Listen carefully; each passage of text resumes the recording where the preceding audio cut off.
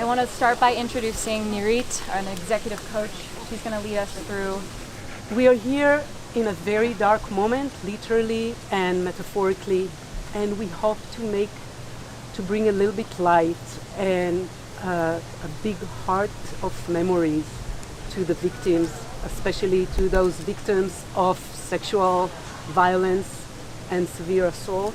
And so I invite you to lit up the candle and bring it to the middle. And as you do that, notice what's up for you. Take a deeper breathe if needs be. Pay attention to your body. These are hard times and dark moments. We're gonna bring only a bit of a light into them.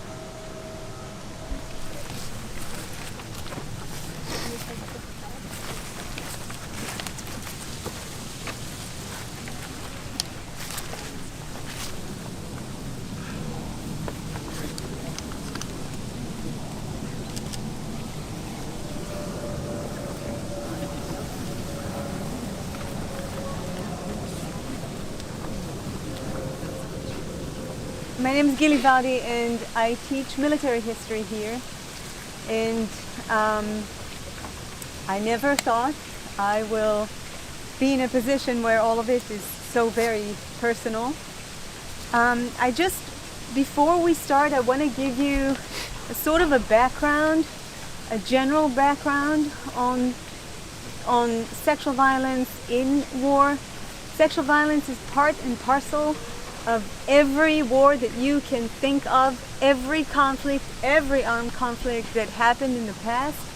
And the question to ask in order to understand, what we're looking at is this a byproduct of war, something that happens when our normal perceptions of what is law and how people should act in society sort of changes because we're in a state of war?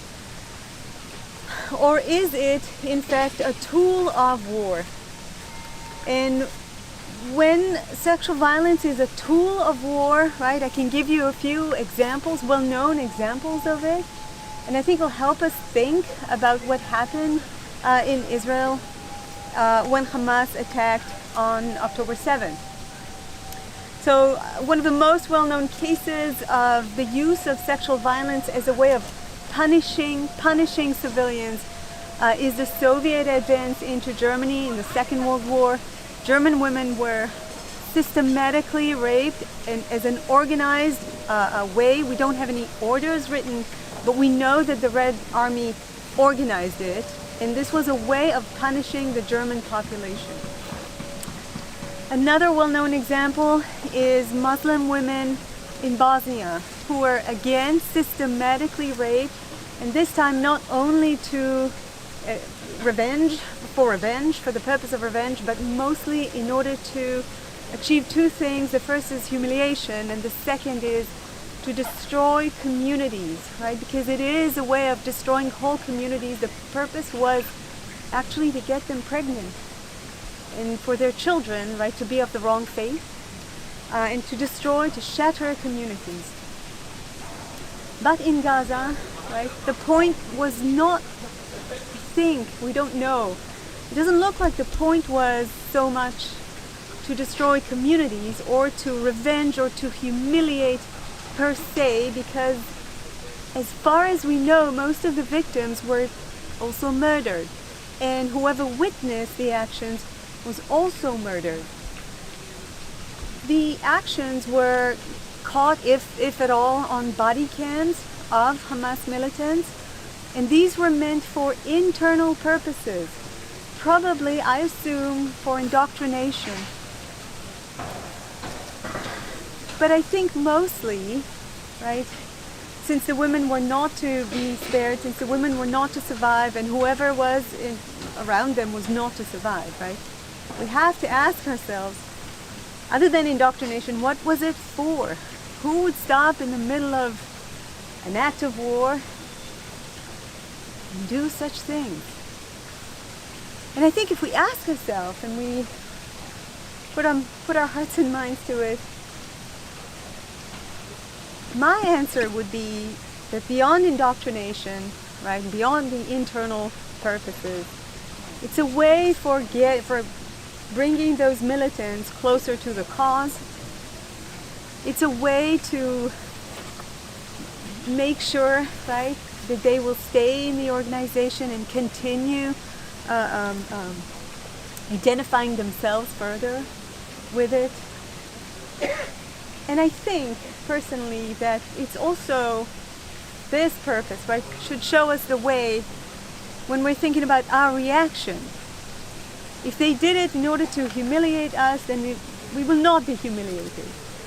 We will talk about it and shout about it, and we'll never let anyone forget it.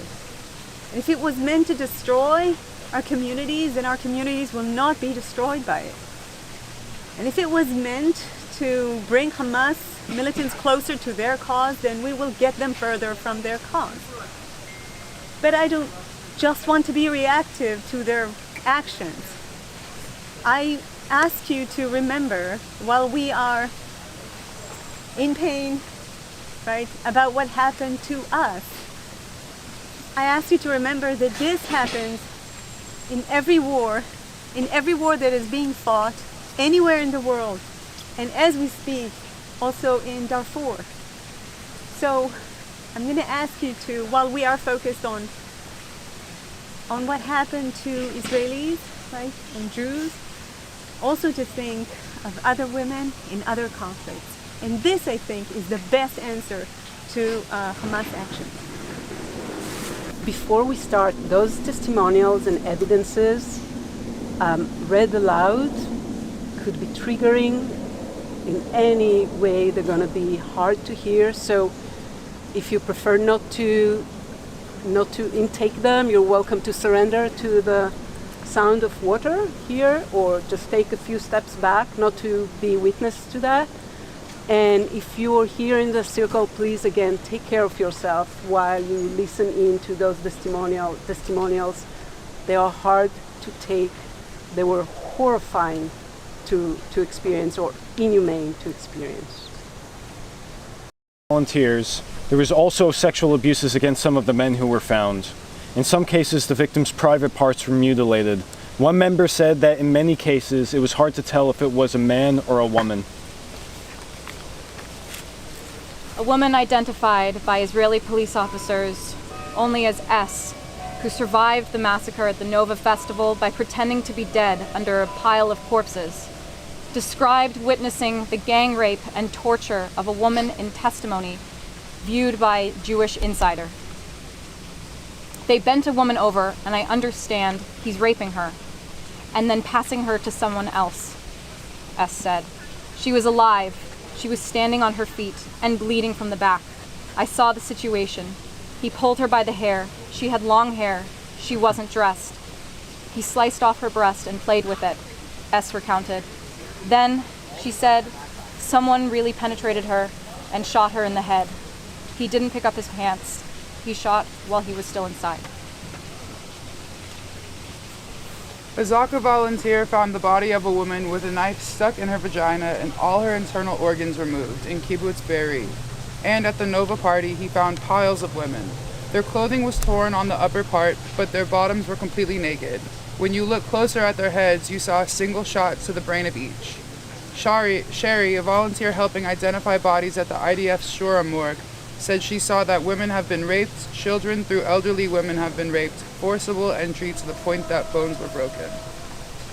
Naama Levy, a 19-year-old IDF soldier, pulled out of a trunk of a car in Gaza with a large blood stain across the seat of her sweatpants, her hands zip-tied behind her back, as men whoop and shout Allahu Akbar.